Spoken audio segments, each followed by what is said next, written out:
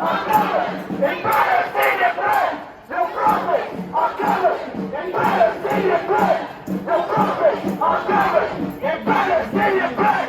Your prophets are covered in Palestinian blood. Your prophets are covered in Palestinian blood. Your prophets are covered in Palestinian blood. Your prophets are covered in Palestinian blood. Your prophets are covered in Palestinian blood. Your prophets are covered in Palestinian blood. Your prophets are covered in Palestinian blood. Your prophets are covered in Palestinian blood.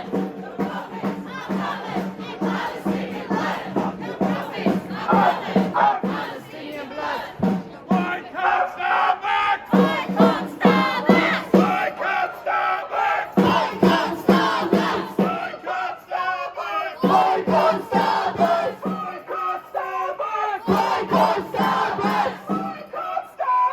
I can't stand back! I can't stand back! I can't stand back!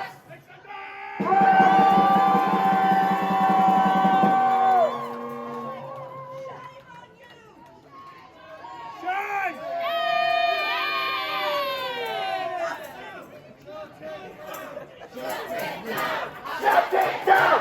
Shut it down! Shut it down! Shut it down! Shut it down!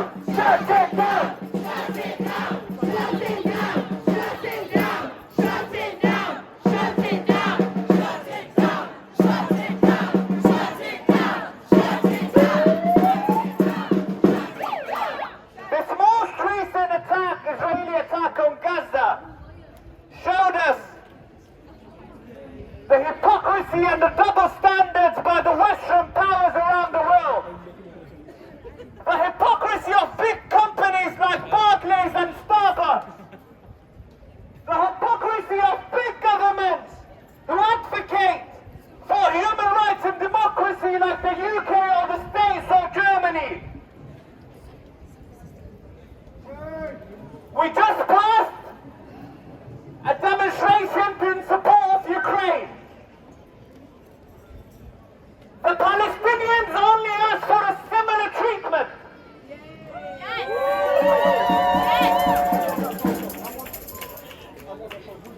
The Palestinians only asked for a similar treatment.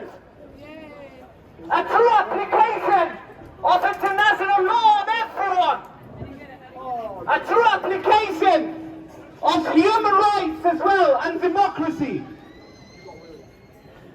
Since the 7th of October, more than 35,000 Palestinians being killed. Majority of them are kids, children and women and elderly people. Since the 7th of October, Israel, with the support of the States and the UK and other Western powers, managed to master and commit every single crime in the human rights or in the war crimes book.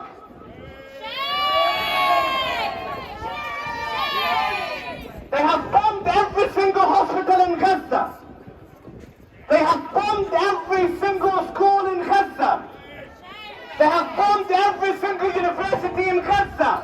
They have bombed every single UN institution in Gaza.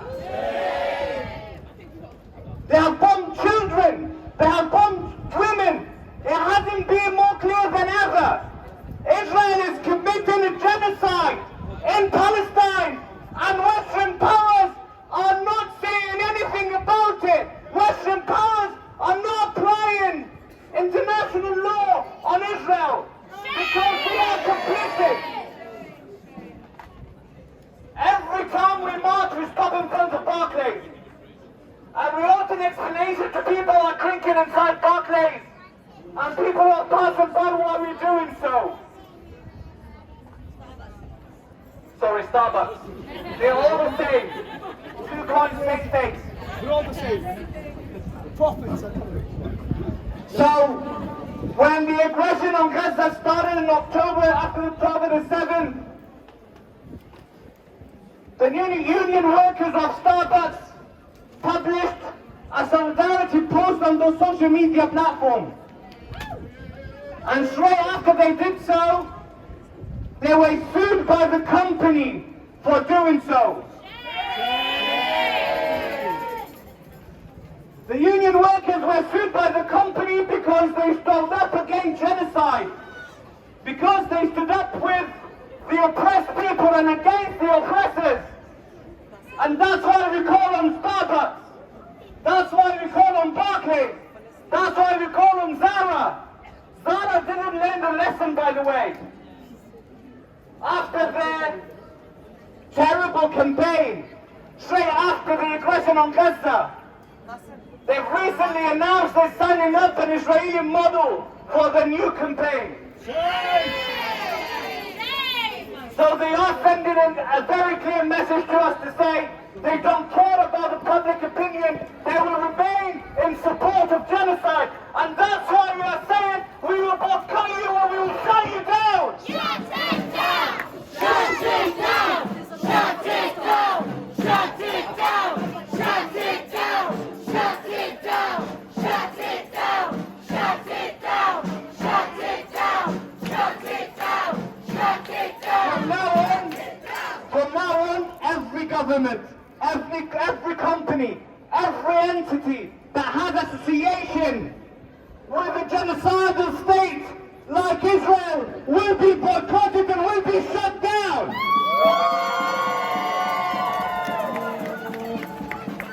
In Palestinian blood, your profits are covered. In Palestinian blood, your profits are covered. In Palestinian blood. I also want to add, that's not the only reason that we should be boycotting Starbucks. Now, you may know that there have been many severe human rights abuse allegations against Starbucks.